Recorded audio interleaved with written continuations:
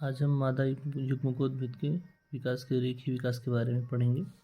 इसके पहले वाले वीडियो में मैंने आप लोगों को बताया था बीजांड के चित्र को मैंने समझा के बताया था कि इसके ऊपर 3 प्रमुख कोशिकाएं होती हैं, ध्रुवीय केंद्रक होता है जो कि 2n होता है, और यहाँ पर 2 सहायक कोशिकाएं होती हैं और एक अंड कोशिका होती है। इन सब के विकास के बारे में आज हम रेखीय चित्र के बारे में आज हम देखेंगे। तो सबसे पहले एक कोशिका होती है, ये रही कोशिका, ये बीजांड मान के चलते हैं। ये होती है 2n, इसको कहते हैं गुरु बीजाणु मात्र कोशा। क्या कहते हैं?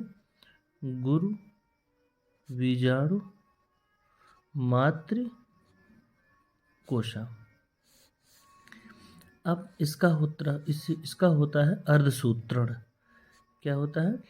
अर्धसूत्रण, यानी कि अर्धसूत्री विभाजन होता है। और हम जानते हैं कि अर्धसूत्री विभाजन के बाद कोशिका 4 संतति कोशिकाओं में बट जाती है, बन जाती है, बदल जाती है।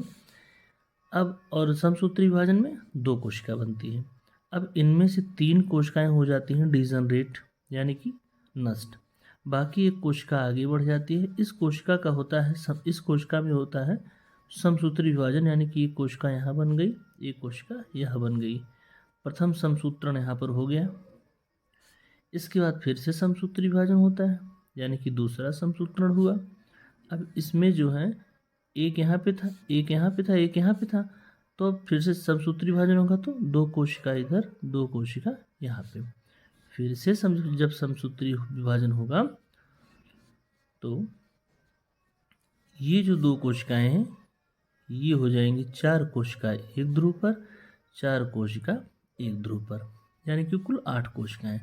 अब अगले फिगर में हम समझेंगे कि इन चारों कोशिकाओं में कुछ इस प्रकार से होता है परिवर्तन।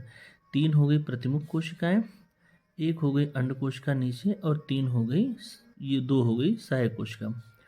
अब इधर से अब 3 3 6 बची हैं, यहाँ पर 8 थी तो 2 कहाँ गई? एक इधर से चलती है, एक इधर से चलती है, यानी कि दोनों कोशिकाएं ध्रुवों से चलती है, इसलिए इनको हम ध्रुवीय कोशिका कहते हैं। तो एक ऊपर से आई यहाँ पे, एक नीचे से आई यहाँ पे, यानी कि दोनों ध्रुवों से 2 कोशिकाएं चली। और उसके बाद जो है अगले फिगर में क्या होता है कि 3 यहाँ पे प्रतिमुख कोशिका पहले से है, ये अंड कोशिका सहायक कोशिका है, और ये दोनों मिल करके एक कोशिका बन जाती हैं। तो एक यानी ये था, एक यानी ये था, तो ये हो गया 2n। इसके पहले मैंने निषेचन बताया था कि परागनलिका से जब परागनलिका से दोनों केंद्रक, नर केंद्रक जब आते हैं परागकण के, तो एक इसके साथ निषेचन करता है, एक इसके साथ, तो एक अंड कोशिका के साथ और एक ध्रुवीय कोशिका के साथ।